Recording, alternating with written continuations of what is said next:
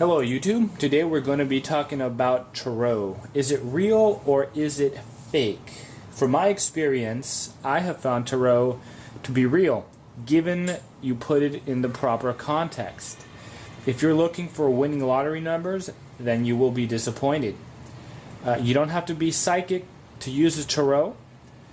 If tarot was, if it could effectively pick out winning lottery numbers for you, then there would be a lot of winners in the lottery, because there's apparently a lot of psychics who can predict the future, but it's not going to happen with tarot. And the reason why that is because a game like the lottery is intrinsically random, in that what happens in the past and present and future are all independent of each other and have no correlation to what the past and the present and the future all have to do with each other.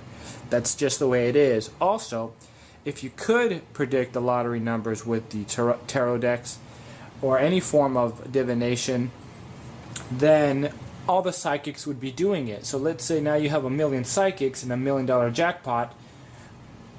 No one's really going to win $1 million. They're going to win their dollar back.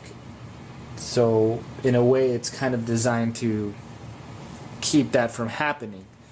So just kind of keep that into perspective. Now, if you're looking for advice to help you see the outcomes of things in your life and help explain things of your past and give you perspective in helping you make the right decision or how to improve your decision or what to watch out for, the tarot deck is a great source of information and knowledge. Now, that being said, there are fake psychics, wannabe psychics who don't know what they're talking about, but I guess you could say they mean well, and just con artists in general who will tell you anything just to get your money. And so a lot of people are probably here thinking, well, should I go to a psychic? But I don't know. Either you're creeped out by them, you don't trust them. I don't blame you. So oftentimes people pick up a book and go from there. And so the question is, well, where do I go from here?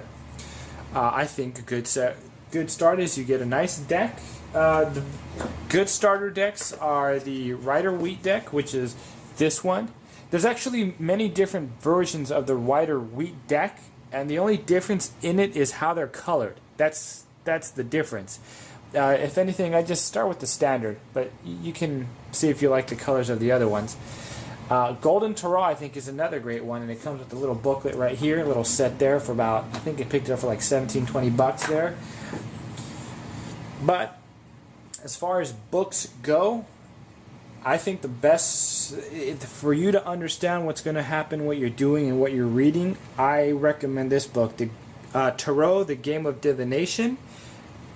I found that on a website called lulu.com. I've had many books in the past, but none that really clarified things and simplified it for me like that one.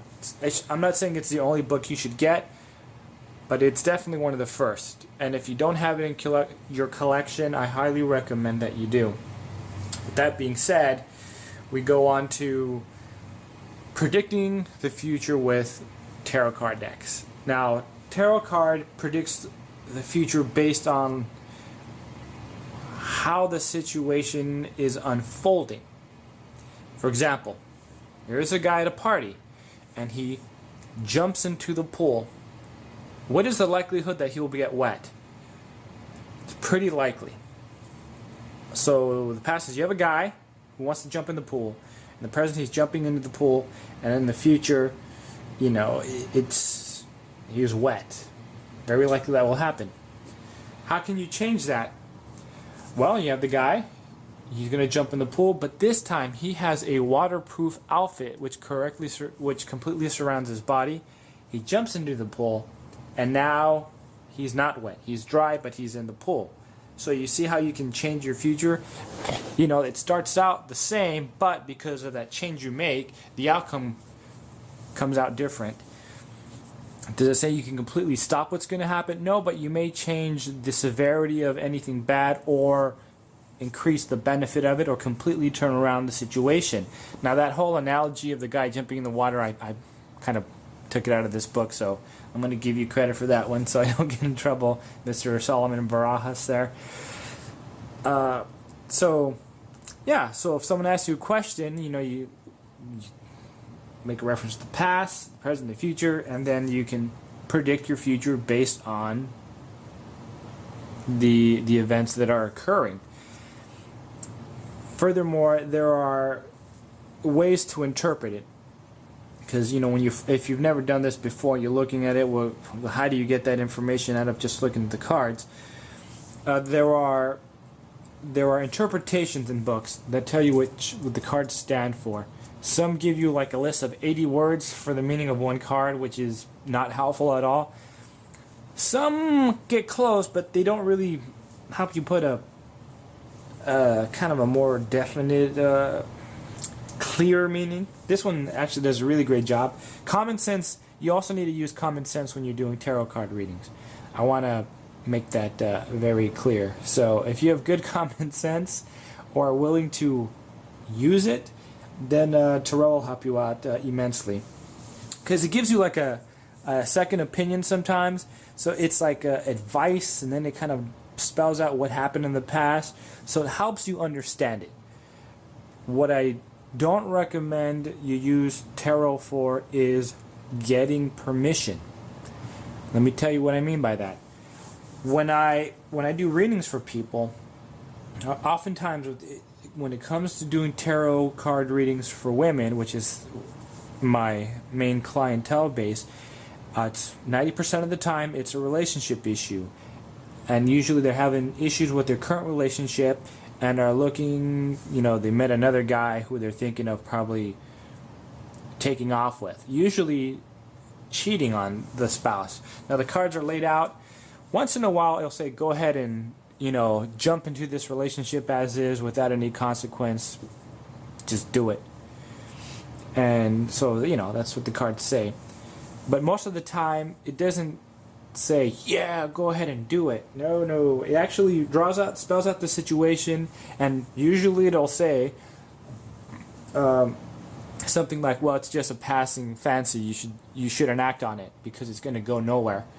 Or if you want to move on to this new relationship, you need to cut it off with this guy first. That's how it spells it out. And they often don't like that, because you find out most of them were looking for a permission to go do it. They didn't, the consequences of it weren't what they were thinking about. And these are people who are very impulsive and says, no, I want to do it anyway. And then because they went out and they didn't listen to my advice, some have come in the past and told me this, how I know the card was right. They ended up not getting what they were hoping for. It's what the card said. You're not going to get what you wanted. I'm not going to get into specifics. You can get more specific and then kind of vague. Tarot is read off based off the imagery that you see and the interpretations that are given. One way to assess how helpful your psychic is, let's say you get a book, you get familiar with what's going on. Now you go to a psychic. Now this one only does a 3-card spread, but these other books, they give you a more complicated layout. If I were you and you're familiar with one way of doing tarot, you can, at least for starters, you may want to ask your psychic, if you choose to go to one, if you can just do, I just want a simple 3-card spread. That way you're kind of familiar with it. They make the interpretation, and then you kind of have your idea of what's going on, and then you can assess does this person know what they're talking about? Because it's like going to a guy who's in the stock market, an investor. Let's say a brand new investor. Let's say you've studied investing and you have an idea, but you don't have the time to completely follow everything that's going on. So let's say, because I know what companies are good, I have an idea of what's good and what's bad, and then now you go to an investor and then he shows you a completely weird portfolio where like, where'd you get this from? And then you're going to know, well, maybe I don't want to use this guy to invest my money. This is kind of how you want to go about finding a psychic for your tarot card reader. So that's my 2 cents on it. I hope that was clear. I guess I'll see it when this is posted up on YouTube. Any questions, feel free to ask. I got other videos that cover tarot, as far as books, how to choose a card, shuffling, so on and so forth. So maybe that'll answer your other questions that you may have. All right, thanks for watching. Bye-bye.